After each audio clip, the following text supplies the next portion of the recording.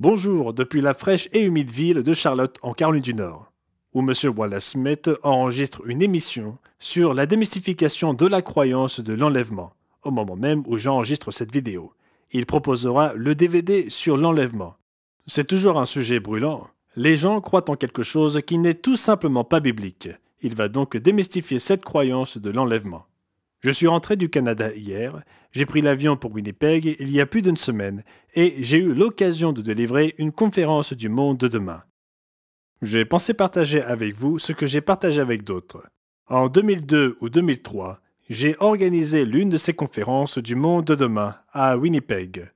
Nous ne les appelions pas ainsi à l'époque, nous les appelions des conférences publiques. Mais elles n'étaient pas publiques puisqu'elles n'étaient destinées qu'aux abonnés du monde de demain. Mais quoi qu'il en soit, c'était en 2002 ou 2003. Ce qui est intéressant, c'est qu'il y a 20 ans, nous n'avions que 2 sœurs d'âge adulte et un garçonnet de 7 ans qui étaient membres dans la région. C'est tout ce que nous avions à Winnipeg à l'époque. Plus de 40 personnes sont venues assister à cette conférence il y a 20 ans, et de ces 40 personnes, un seul homme est devenu membre, et par la suite, sa famille est venue avec lui. Mais nous avons réussi à établir une véritable congrégation. Et je dis bien une véritable congrégation. Nous parlons ici d'une poignée de personnes il y a 20 ans. 5 ou 6 personnes à l'époque. Mais nous avons réussi à en établir une à la venue de cet homme. Et il est fidèle depuis toutes ces années. J'ai été fort heureux de le revoir lors de cette conférence et pendant l'Assemblée du sabbat.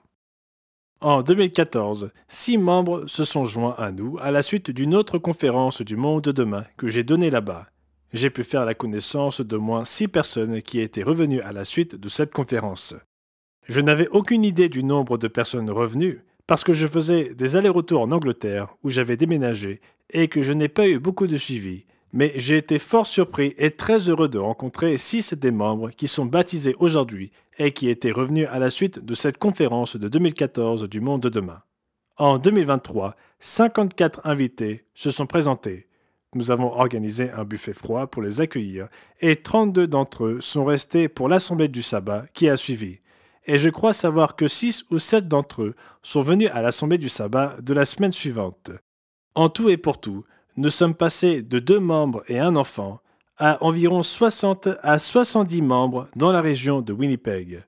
Si tout le monde assiste au culte, il y en aura environ 70 et ce nombre pourrait augmenter avec l'arrivée de nouvelles personnes. La croissance a donc été lente et graduelle, mais il est passionnant de constater que cette congrégation va devenir l'une des plus importantes au Canada. Entre-temps, M. Stuart Wachowicz était à Montréal, où il y a eu 17 invités, ainsi qu'à Ottawa, où il y a eu 37 invités en plus des membres présents dans ces 2 villes. M. Michael Haycoop s'était déplacé à Corner Brook, où il y a eu 8 invités, et à Gander, 2 villes de Terre-Neuve, où il y a eu 11 invités. Nous constatons donc une certaine croissance à Terre-Neuve. Je suis très heureux de voir que nous avons des congrégations là-bas, au nombre de 3, je crois.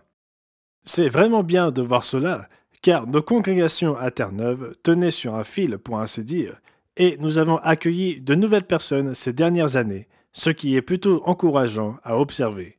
Et nous espérons que certains de ces invités deviendront membres aussi. Au total, cette année au Canada, 330 invités ont assisté aux conférences du monde de demain. C'est donc une très belle participation depuis le début de l'année. Nous voyons beaucoup de bonnes choses se mettre en place là-bas. J'ai reçu un message de M. Ron McNair concernant les conditions météorologiques au Texas qui peuvent toujours être assez surprenantes, des grêlons de la taille d'une balle de golf, voire de la taille d'une balle de baseball, des tornades, des orages et toutes sortes de phénomènes qui se produisent là-bas. Mais il dit avoir reçu un appel de M. Dan Fraser, notre ministre dans l'Est du Texas. Ils ont eu un week-end assez mouvementé avec des vents géostrophiques orientés perpendiculairement au gradient de pression, soufflant à 128 km/h sur une zone couvrant plusieurs comtés. Ces vents n'attirent pas autant l'attention que les tornades, mais je sais que Carole et moi avons connu de tels vents lorsque nous vivions dans le Michigan. 9 arbres avaient été arrachés en l'espace de 5 minutes. Cela peut donc aussi être très dangereux. L'électricité est totalement coupée à Marshall, où M. Fraser et son épouse vivent. La tempête a arraché beaucoup d'arbres. De nombreuses lignes électriques sont tombées et 400 000 personnes du Texas au Mississippi sont privées d'électricité, du moins au moment où il en parlait à M. McNair. Il mentionnait que la maison d'en face avait été totalement détruite suite à la chute d'un arbre, mais heureusement personne n'a été blessé. Dans le quartier où habite M. Frizz, 2 poteaux électriques se sont brisés et il est presque impossible de sortir du quartier tant les arbres jonchent les routes. Une autre tempête s'est abattue dimanche sur Shreveport, dans le nord de la Louisiane, avec des grêlons de la taille d'une balle de golf. Il mentionne également qu'ils doivent se rendre à Carthage pour leurs besoins les plus urgents. C'est à plusieurs kilomètres de là, tant pour les repas que pour faire la lessive. Mais il n'a pas accès à Internet pour le moment. Pour autant qu'il le sache, aucun des frères et sœurs n'a été blessé.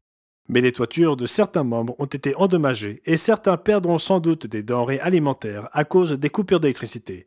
Dans l'ensemble, tout le monde a été protégé et nous en sommes vraiment reconnaissants. Voilà donc quelques nouvelles. Nous aurons d'autres bonnes nouvelles dans le bulletin d'information qui sera transmis ce week-end. C'était Gerald Weston pour l'Église du Dieu vivant pour la semaine se terminant le 24 juin 2023. Passez un merveilleux sabbat.